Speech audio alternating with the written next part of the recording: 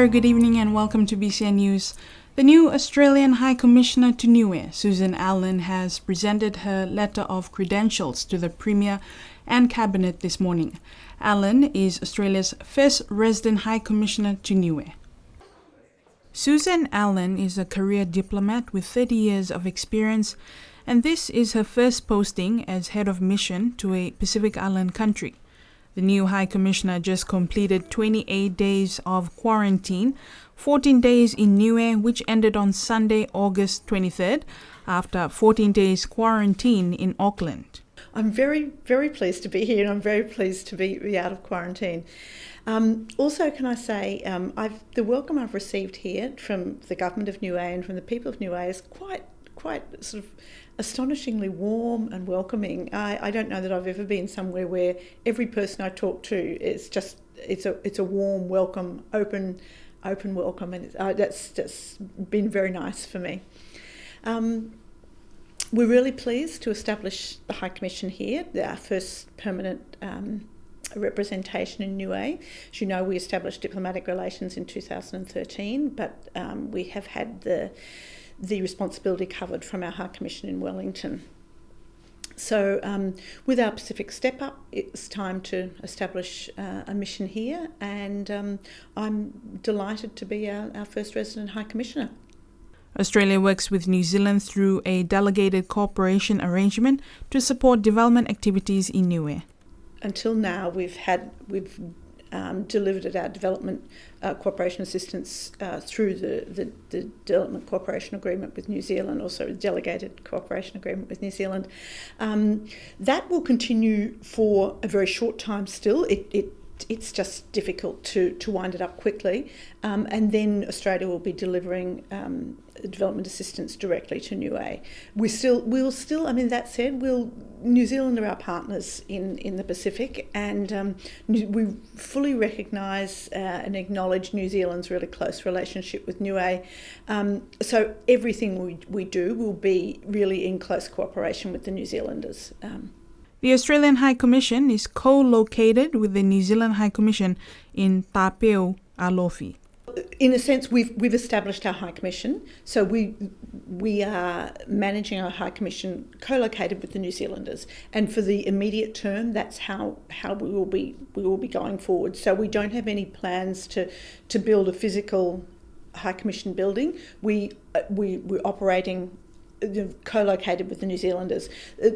Increasingly, a number of countries do this around the world. Rather than building a new building, particularly where the country is perhaps small or the diplomatic representation small, we co-locate. We co-locate with the New Zealanders in other locations, and we co-locate with Canada and the UK as well, and they with us. So it's a sort of an established practice, and particularly amongst those which we have a close relationship, it's an arrangement that works really well. She says Australia will support the priorities of the Niuean government and has particular interest in health and women empowerment and COVID-19 assistance. We want to support and have always to date supported the priorities of the Niuean government. So that is the sort of the approach we take in where decisions are made about directing our assistance, and that's the approach we'll continue to make. So we're really much looking forward to working probably more closely and directly with the Niuean government on supporting their priorities going forward to see what we can do to assist them. So, and we have particular interests in health and women's empowerment, but we'll very much be guided by the priorities of the Niuean government. We're also very much very, very keen to support and have to date already the Niuean government and the people of the Niue cope with the challenges posed by the COVID-19.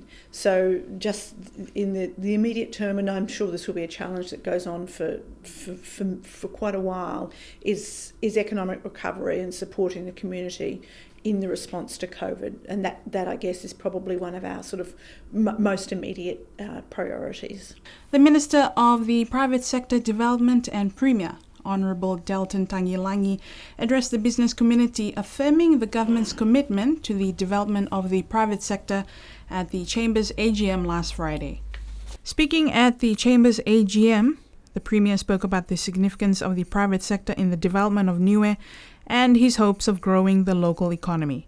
The Minister of Finance, Crosley Tatui, presented on the current status of the private sector from the public sector perspective. He introduced the government's plans going forward, starting with the mid-term review of the National Strategic Plan, which will culminate in a summit to be held next month. President Sefeti Adriana, in his report to the members, thanked the previous board and the staff for the work in the past year. The new board replaces the old board. John Kaulima was Vice President, members Ida Hekesi, Coral Pasisi, Fia Rex, Mark Blumsky, Glenn Jackson, Richard Tuhipa, Keith Papani, and Esther Pavihi. He also said in this report that he is aware that some members were not happy that they missed out on the government's wage subsidies. He reminded everyone that even in these tough times, to be kind to each other. The new board to drive the strategic direction of the Niue Chamber of Commerce and the private sector will still be led by long-serving board member of 15 years, Sefeti Adriana, who was re-elected as the president, Catherine Papani as vice president, and most of the others are new board members in Zach Smith, Joan Williamu, Greg Funaki, Renee Richardson, Avi Rubin, who is a former president, Victoria Kaloni, and John Asanso. The new certificate courses being offered by India Niue Center of Excellence for Information Technology, located at the USB Niue campus, has started. The courses were officially launched yesterday. This is the new IT facility lab at the USB Niue campus. 4 computer courses have been endorsed and approved by the Public Service Commission to be conducted throughout this year and next year. The duration per course will range from 2 to 3 months. These courses have been selected from the choices indicated by 30 public servants who completed an online survey earlier this year.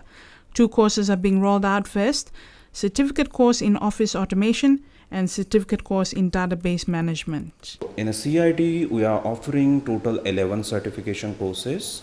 Also in a CIT, we are having one good lab with the 16 computers with the you can see the all microphones and then the video camera.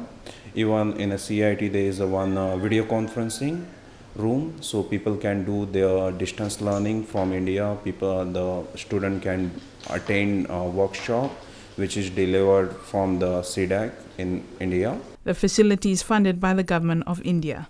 CIT will bring a good opportunity in a career path, like you can do certification courses in a CIT. Once you complete those certification courses, you can take the admission in diploma courses in a University of South Pacific of Niue campus. Once you completed those diplomas or the post-graduation or degree, you will able to to do the website development. You will able to do the app development like Android, which is like too much required in this world right now.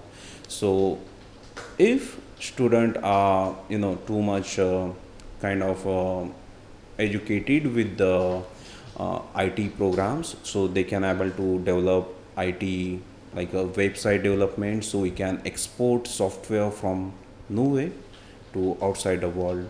So that will be good career path. The Powerhouse construction works at Kaimisi is still on hold. The Office of the Premier confirmed there is no update and works are still on hold. Premier Delton Tangilangi had earlier confirmed during his press conference that works have been put on hold for consultations to be held. Concerns were raised by residents on the construction of the Powerhouse in regards to the lack of consultation and that it's near the hospital.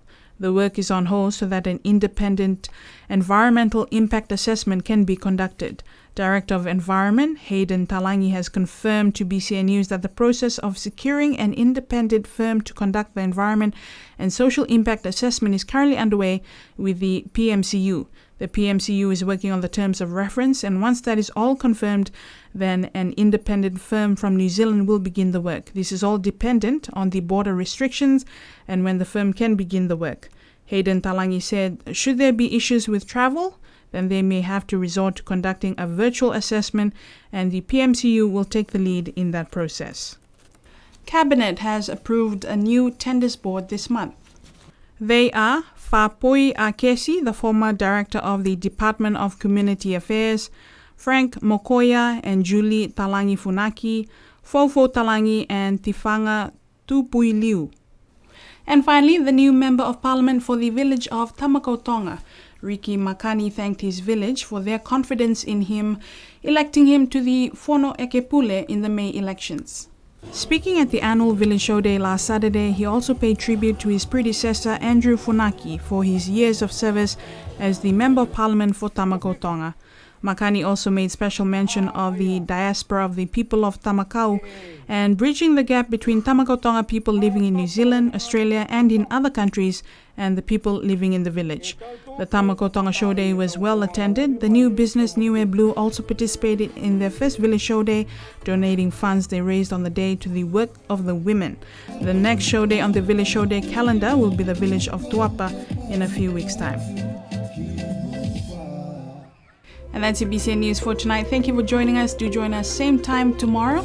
Until then, have a safe evening.